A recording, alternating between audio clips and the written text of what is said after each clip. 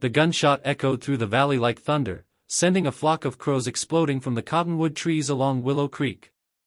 Patrick O'Sullivan dropped his Winchester and stared in horror at the crumpled figure lying motionless in the tall grass behind his barn. Blood seeped through the woman's dark blue dress, staining the fabric almost black in the dim twilight. For a moment, the only sound was his own ragged breathing and the distant lowing of cattle settling in for the night. "Dear God, what have I done?" he whispered, his hands trembling as he knelt beside her still form. The Chinese woman he had purchased at auction just 3 days ago lay unconscious, a red welt across her temple where the rifle butt had struck her. In her clenched fist, she clutched something that made Patrick's blood run cold. A small leather pouch filled with what looked like white powder, and beside it, a crumpled piece of paper covered in Chinese characters. 3 days earlier, Patrick had stood in the suffocating heat of Morrison's trading post in Silver Creek, Montana, watching as desperate men bid on human lives like they were buying livestock. His wife Margaret had been dead 6 months, taken by the consumption that had swept through the territory like wildfire. His 3 children, Timothy, Catherine, and little Emma, were slowly driving him to madness with their constant needs and his complete inability to manage a household while running a 1,000-acre cattle ranch. The auctioneer, a greasy man named Silas Blackwood, had been working the crowd into a frenzy. "Gentlemen, gentlemen! Fresh arrivals from San Francisco. These Oriental women come trained in all manner of domestic duties. Cooking, cleaning, tending to children, and other services as you see fit." Patrick had watched in disgust as men around him shouted increasingly vulgar suggestions about what those other services might include. When the Chinese woman was brought onto the makeshift platform, something about her bearing had struck him differently than the others. While the previous women had cowered and wept, this one stood straight-backed and defiant, her dark eyes scanning the crowd not with fear, but with what appeared to be calculation. "This here's Li Wei," Blackwood announced, mispronouncing the name badly. 26 years old, widowed, came over on the clipper ship from Canton. She's got experience with children and runs a quiet household. Opening bid is $50. The bidding had been fierce. Jake Morrison, known for his cruelty to his workers, had bid aggressively, as had several other unsavory characters from the mining camps. But something about the woman's dignified posture had reminded Patrick of Margaret, and before he knew what he was doing, he found himself shouting, $120. The crowd had fallen silent. It was an enormous sum, more than most men made in 3 months of backbreaking labor in the mines or on the railroad. Blackwood's eyes had lit up with greed, and after a moment of stunned silence, he'd slammed his gavel down. Sold to Patrick O'Sullivan. Now, kneeling beside her unconscious form in the growing darkness, Patrick wondered if he had made a terrible mistake. He had brought her home to his ranch expecting a quiet, obedient domestic servant who would care for his children and manage his household. Instead, he had discovered something far more dangerous. It had started the very first evening. After showing her to the small room off the kitchen that would serve as her quarters, Patrick had noticed strange behaviors. She had examined every window and door with the thoroughness of someone planning an escape route. She had asked pointed questions about his neighbors, the local sheriff, and the railroad schedules to California. Most unsettling of all, she had demonstrated an alarming knowledge of his personal business, mentioning details about his cattle operation and financial dealings that no newly arrived Chinese immigrant should have known. The second day had brought even stranger revelations. While preparing breakfast, she had casually mentioned that his neighbor, Samuel Brooks, had been stealing cattle from Patrick's south pasture for months. When Patrick had demanded to know how she could possibly know such a thing, she had simply smiled and said, "I observe much, Mr. O'Sullivan. Perhaps we should discuss my true purpose here." That afternoon, while the children napped, Patrick had confronted her directly. "Who are you really? And don't give me any stories about being a simple widow from Canton." Li Wei had studied him for a long moment, then spoken in perfect, unaccented English. "My name is not Li Wei. I am Li Mei Chin, and I was not brought here to be your servant, Mr. O'Sullivan. I came here to kill you." The words had hit Patrick like a physical blow. "Kill me? For God's sake, why?" "Because 3 years ago, your business partner, Thomas Garrett, murdered my husband and stole a shipment of gold that belonged to our organization. When Garrett disappeared with our money, certain interested parties in San Francisco traced the theft back to this ranch and to you. They sent me to recover what was stolen and eliminate anyone involved in the crime." Patrick had stared at her in disbelief. Thomas Garrett had indeed been his partner in several mining ventures, but the man had left Montana abruptly 2 years ago, claiming he wanted to try his luck in the Colorado goldfields. Patrick had assumed some business deal had gone bad, but murder and theft? "I never knew anything about stolen gold," he had insisted.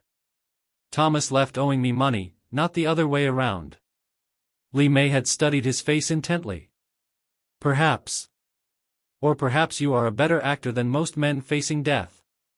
The conversation had been interrupted by Timothy running into the kitchen with a scraped knee, and Li Mei had immediately transformed back into the quiet, subservient domestic, tending to the boy's injury with gentle efficiency.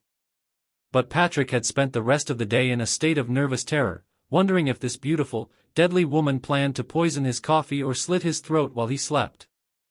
The confrontation that had led to the current moment had begun an hour ago. Patrick had been checking the barn when he heard the distinctive sound of someone rifling through his office in the main house. He had crept back to find Li Mei systematically searching through his business papers and correspondence. When she had looked up and seen him standing in the doorway, her hand had moved immediately to something concealed in her dress. "Looking for something specific?" he had asked, trying to keep his voice steady. "Evidence," she had replied simply. "Proof that you knew about Thomas's crimes."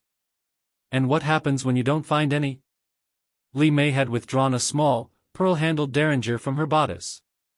"Then I complete my original mission and return to San Francisco to report that justice has been served." Patrick had lunged for his rifle, and in the struggle that followed, they had crashed through the back door and into the yard behind the barn. The weapon had discharged accidentally, and Li Mei had struck her head against the water trough as she fell. Now, as Patrick checked her pulse and found it steady but weak, he realized that this mysterious, dangerous woman might die before he could learn the truth about Thomas Garrett's supposed crimes. More disturbing still, he found himself genuinely concerned for her welfare, despite the fact that she had come here planning to murder him. As he lifted her unconscious form to carry her back to the house, the leather pouch she had been clutching fell open, spilling its contents onto the ground. Patrick's blood turned to ice water as he recognized what had scattered in the dirt. It was not the poison he had expected, but something far more shocking. Gold dust. Enough to be worth several $100s. And beneath it, a daguerreotype photograph that made Patrick's hands shake as he picked it up. The image showed Thomas Garrett standing beside a Chinese man in an expensive silk robe, both men smiling at the camera. Behind them, Patrick could clearly see the distinctive rock formations of Devil's Canyon, which was located on his own property, about 5 miles from the main house. On the back of the photograph, written in Thomas's familiar handwriting, were the words, "Partnership established. First shipment buried at the old mine. T.G. and Chen Wei, May 1884. Patrick stared at the photograph in growing horror. If this was evidence of Thomas's partnership with Li Mei's husband, then the old mine had to be the abandoned silver prospect on his land that Thomas had convinced him to invest in years ago. The mine that had supposedly played out after only a few months of digging. The mine that Thomas had claimed was worthless and that Patrick had forgotten about entirely. Carrying Li Mei toward the house, Patrick's mind raced with implications. If Thomas and Chen Wei had been partners in some kind of smuggling operation, and if they had been using his land to bury stolen goods, then he had unknowingly been harboring criminals for years. Worse, if Thomas had indeed murdered Chen Wei and stolen their partnership's assets, then Li Mei's desire for revenge might be entirely justified. But there were still too many unanswered questions. How had Li Mei managed to get herself sold at auction in exactly the right place to end up on his ranch? What kind of organization in San Francisco had the resources to plan such an elaborate revenge scheme? And most importantly, if there really was stolen gold buried on his property, what other dangers might be heading his way? As Patrick kicked open the kitchen door and laid Li Mei's unconscious form on the wooden table, he noticed something that made his blood freeze. Through the window, he could see distant lights moving across his eastern pasture. Riders, at least 4 or 5 of them, approaching the ranch under cover of darkness. Li Mei's eyes fluttered open at that moment, and despite her obvious pain and disorientation, she immediately focused on his face with startling intensity. "They have come," she whispered, her voice barely audible. "Chen Wei's brothers from San Francisco. They do not believe in patience as I do. If they find you alive, Mr. O'Sullivan, they will assume you are guilty and kill your children as well." Patrick felt the world tilt beneath his feet. "My children? They would murder innocent children?" Li Mei struggled to sit up, wincing as she touched the bloody welt on her temple. "In China, when a man betrays his partners, his entire family pays the price. These men follow the old ways. Your only chance is to prove your innocence to them, or what?" Li Mei looked directly into his eyes, and Patrick saw something there that chilled him to the bone. Not hatred or murderous intent, but a cold, professional calculation. "Or you must help me kill them all before they reach your house." The sound of approaching hoofbeats grew louder, and Patrick realized that whatever decision he made in the next few minutes would determine not only his own fate, but the lives of his 3 sleeping children upstairs. The mysterious woman who had come to kill him might now be his only hope for survival, and the greatest danger might be the secrets buried in his own land. As Li Mei slid down from the table and moved toward the window to peer out at the approaching riders, Patrick noticed something else that made his heart race. The way she moved, despite her injury, was not like any domestic servant or even any ordinary woman he had ever known. Her movements were fluid, purposeful, and deadly. This was a woman who had been trained for violence, and as she turned back to face him, he realized that his quiet Montana ranch was about to become a battlefield. "Mr. O'Sullivan," Li Mei said quietly, checking the chambers of her small pistol, "I believe it is time you learned the complete truth about what your partner Thomas Garrett was truly involved in, and why powerful people in San Francisco want everyone connected to him dead. The men approaching your house are not just seeking revenge for a murdered business partner. They are here to recover something worth far more than gold, something that could destroy some very important people if it ever comes to light." Patrick grabbed his Winchester from where it leaned against the wall and checked to make sure it was fully loaded. Whatever was coming, whatever secrets were buried on his land, and whatever dangerous game Thomas Garrett had involved him in without his knowledge, he would not let harm come to Timothy, Catherine, and Emma. As the hoofbeats grew closer and Li Mei moved to blow out the oil lamps, plunging the kitchen into darkness, Patrick realized that this night would either end with his family safe and the truth revealed, or with all of them dead and buried beside whatever secrets lay hidden in the old mine at Devil's Canyon. The darkness outside seemed to pulse with malevolent energy as Patrick crouched beside the kitchen window, his Winchester ready but his hands trembling slightly. Li Mei had positioned herself on the opposite side of the room, her small derringer aimed steadily at the door, and despite her head injury, her movements were those of someone who had faced death many times before. The approaching hoofbeats had grown closer, and through the thin curtains, Patrick could make out the silhouettes of at least 5 mounted men spreading out around his house in a tactical formation that spoke of military precision. "How long do we have?" he whispered, amazed at how calm his own voice sounded despite the terror coursing through his veins. Li Mei pressed her ear against the wooden door, listening intently. "They will take positions first, seal all exits, then one will call for us to come out peacefully. When we refuse, they will try to smoke us out or burn the house down with your children still inside. These are not men who believe in half measures, Mr. O'Sullivan." The casual way she spoke of his children being burned alive made Patrick's blood turn to ice. "There has to be another way. I'll surrender myself, tell them I'll lead them to whatever they're looking for. Maybe they'll leave the children alone." Li Mei turned to stare at him with an expression that might have been pity or contempt. "You still do not understand what kind of people we are dealing with. My husband's brothers are not merely seeking revenge for his death. They represent the most powerful Tong in San Francisco, an organization that has killed hundreds of men over the past decade in their war for control of the opium trade, the slave markets, and the gold smuggling routes between China and California." Patrick felt the world shift beneath his feet as the implications of her words sank in. "Gold smuggling? What does that have to do with my ranch?" "Everything," Li Mei replied, checking the cylinder of her weapon with practiced efficiency. "Your partner Thomas Garrett was not just a petty thief, Mr. O'Sullivan. He was the American contact for one of the largest gold smuggling operations on the West Coast.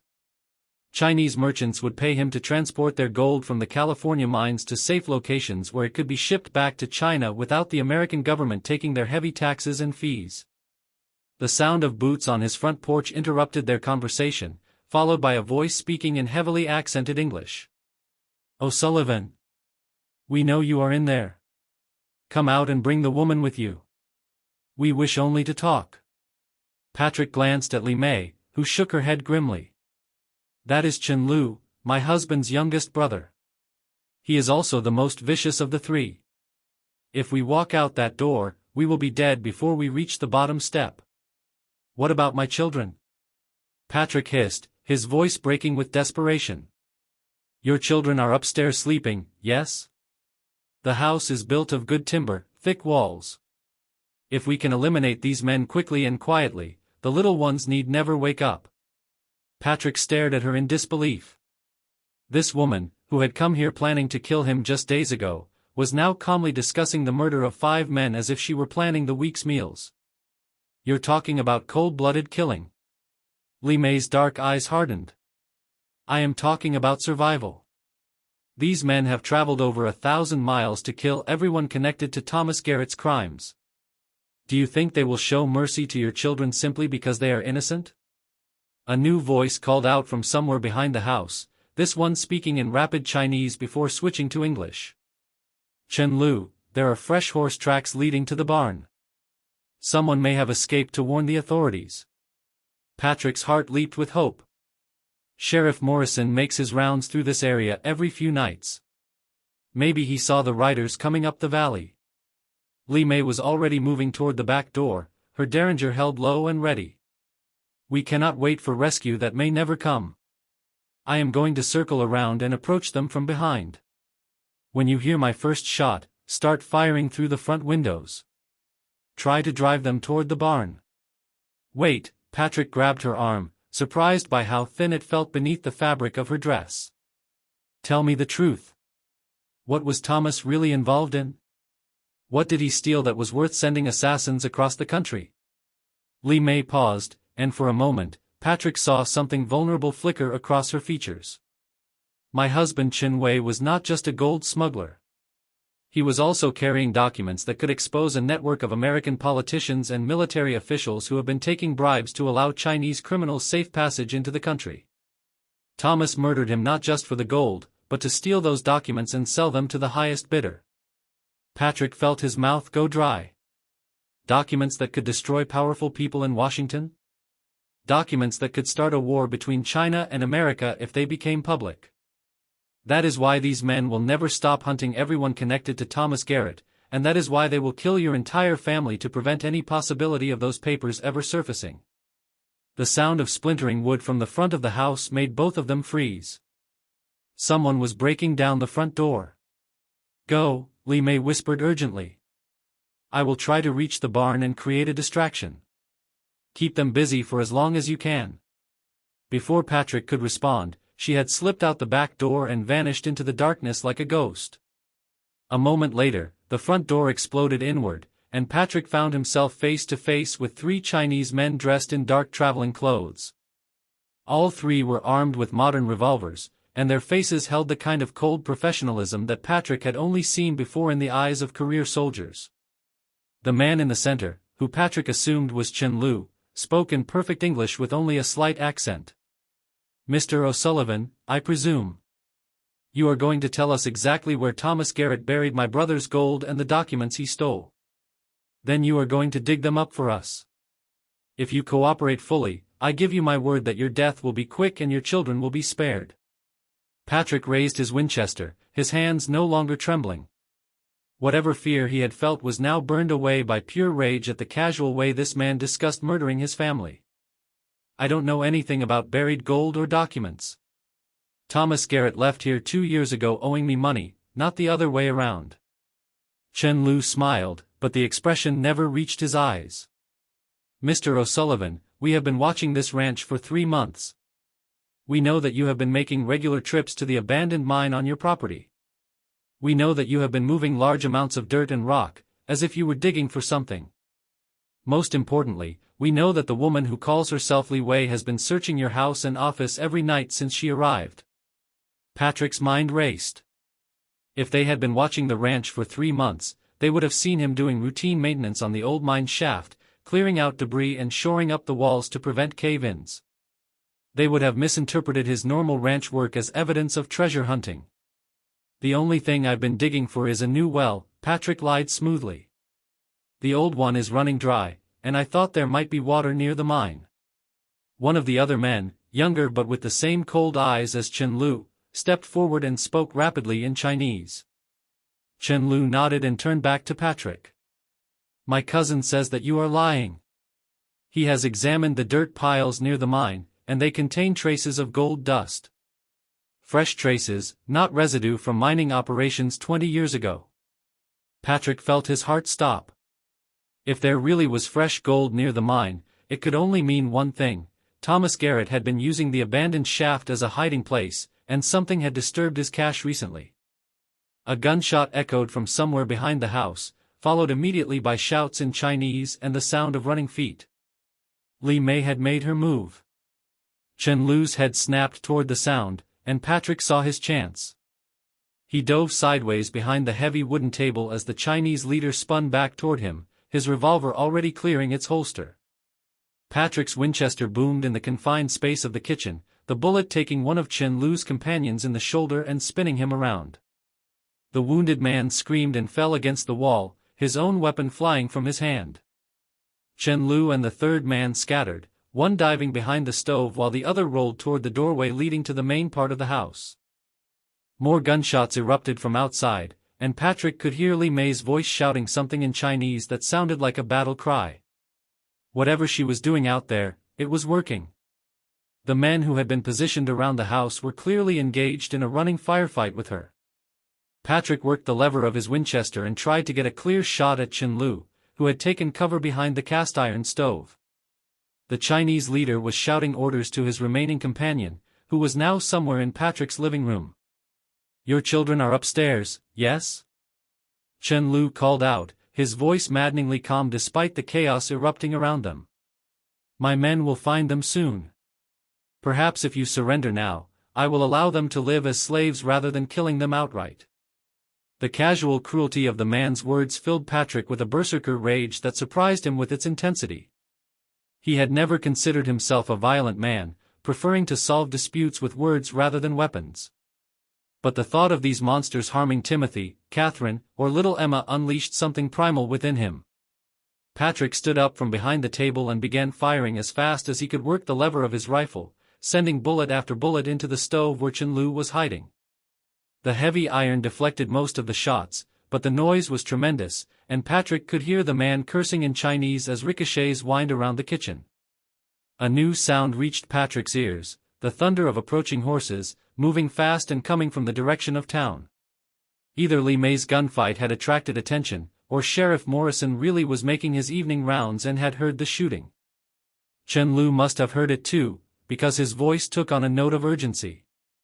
"Quickly! Find the children.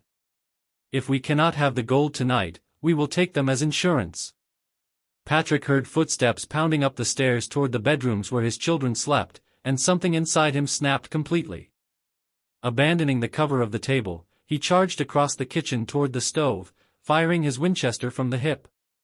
Chen Lu rose up to meet him, his revolver blazing, and Patrick felt a bullet burn across his left arm before his own shot took the Chinese leader's center mass. Chen Lu staggered backward, a look of surprise replacing the cold calculation in his eyes. He tried to raise his weapon again, but Patrick was already on top of him, swinging the butt of his rifle in a vicious arc that connected with the man's temple with a sickening crack. The sound of a child screaming from upstairs galvanized Patrick into action. Dropping his empty rifle, he snatched up Chen Lu's revolver and bounded up the stairs 3 at a time. In the hallway, he could see a dark figure silhouetted in the doorway of Timothy's room, and without hesitation, Patrick put 2 bullets into the man's back. The intruder pitched forward into the room, and Patrick could hear his son crying in terror. As Patrick reached the doorway, he saw Timothy huddled in the corner of his bed, staring in shock at the dead Chinese man sprawled on his bedroom floor.